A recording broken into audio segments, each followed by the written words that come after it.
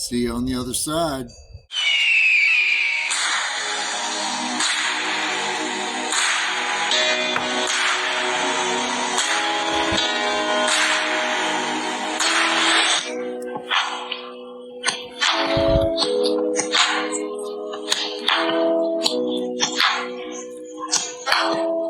While in Iraq, our platoon made over 300 missions outside those gates. But that's war. At least that's what war was supposed to be. To me, anyway. I know, it's something a little different for everyone. I mean, I feel like if you're gonna be there, you may as well be outside the wire, doing the work, putting in the time, whatever it takes, because that's just the mission. I know that regardless of career field or MOS, every service member is a soldier, sailor, airman, Marine, Coast Guardsman, or Guardian first. But I think if we're being honest with ourselves, we can all agree that not every service member was meant for kinetic warfare. Early in the Iraq War, various units would saddle up mechanics, pack clerks, and even cooks up in the backs of 5-ton trucks to head out and jump headlong into the fight. In 2003, they were still building up forces, and everything was so new that units were using 550 cord to tie Vietnam-era chicken vests to the side of their vehicles as armor plating. It was really nothing more than something to catch shrapnel, if that. I met a Florida National Guard company commander and what was left of his unit from Puerto Rico, rocking an Israeli Uzi with 2 crossbelts full of mags, who had lost 70% of his company in less than a year. They called themselves the Lost Platoon. Those guys have still been patrolling through my mind ever since.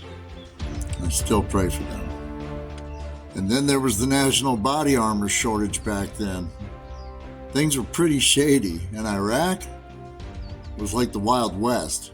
And I also saw other soldiers, typically garrison-type troops, who really only left to camp in rare cases. I saw their viscerally relieved faces, knowing they weren't going out on our missions, or at all. Absolutely no disrespect towards them and those like them whatsoever. I'm just pointing out that we're not all made the same, and that's okay.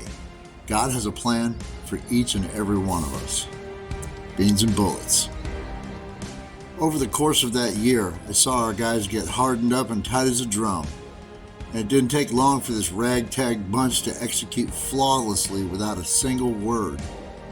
Convoy ops, weapon systems, multiple KIAs throughout the battalion, interactions with locals, and absolutely ferocious in a fight. Those 4 gun trucks were like wild horses running towards the gunfire, always. And if they ever had any fear, you couldn't see it. Most of them were straight out of AIT. It really was an incredible thing to see, to watch those young troops develop over that year. There were only 2 squads in our PSD, and Nick Johnson and I were blessed to have led these soldiers, some of the best soldiers on earth during the OIF-1 campaign. And unlike my first 2 tours, my confidence in Ramadi and Fallujah never came from anything like esprit de corps or even my airborne attitude, which I definitely had in abundance. But at this point, none of that mattered. It came from the only source that really counts. When I found out we were going to be regularly going outside the wire as a PSD, I realized this was going to be something a little different than just doing some simple convoy escorts or routine route recon operations. That was more of a broadsword. Our PSD was a battalion level asset, more like a scalpel. It was an interesting year for sure, and looking back now, I can see how the Lord saved us on countless occasions. And that's just the ones we know about. I know, as a soldier, we can have some pretty dark gallows-style humor at times. We've often used it as a coping mechanism when facing what is unthinkable to most people. Often, it helps us find our courage, or help others to do so when the stakes are highest, and you can tangibly feel fear and death in the air.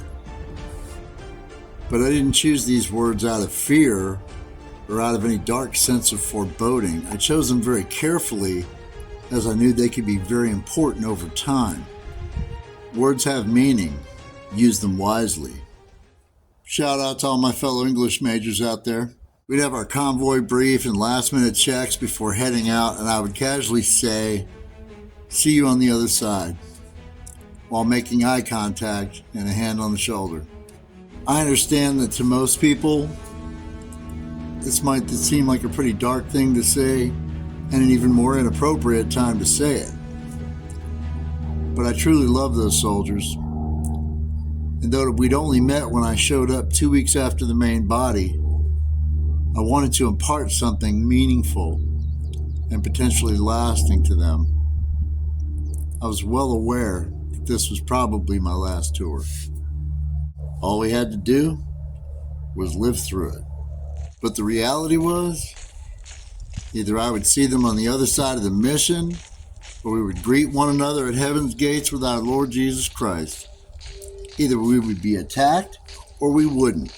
Either we would sustain injuries, or we'd live through it. Either we find ourselves standing shoulder to shoulder with our brothers and sisters on the other side of this mission, just this side of heaven, or just the other side with Jesus. Either way, we were blessed that God gave us each other's company. And that's a big part of what God gave me, to have the real confidence to lean into that tour as much and as hard as I did. I left everything on the table. Whether we were driving down the road to Camp Blue Diamond, or into the first battles of Ramadi and Fallujah, or the flight home even, I knew that one way or another, everything was in God's hands. It took me 3 tours to learn that, and I'm ever grateful that He's allowed me to outlive the lesson. Matthew tells us in chapter 10, verse 28, "And do not fear those who kill the body, but cannot kill the soul. Rather fear Him who can destroy both soul and body in hell." Without a doubt, it's incredibly frightening in those moments. But if you realize that all they can do is take your life, but not your soul, then you've already won.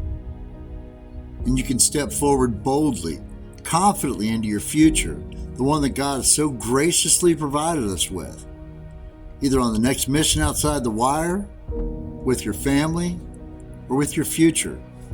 I'm not preaching prosperity gospel here, because I don't believe in any of that hot garbage. But I do know this. Jeremiah 29:11 tells us, "For I know the plans I have for you, declares the Lord, plans for welfare and not for evil, to give you a future and a hope." So you see you on the other side isn't a hint towards dark humor. It's a message of hope. Now that we've all experienced the blessing of surviving the horrors and atrocities of war, now comes the challenging part: living. In the words of Jesus Himself, "The thief comes only to steal and kill and destroy. I come that they may have life and have it abundantly." John 10:10. That, Warfighter Nation, is the new mission: living. So until next time, see you on the other side.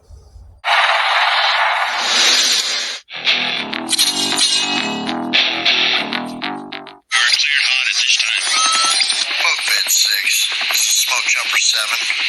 Roger that. Next mission, time now.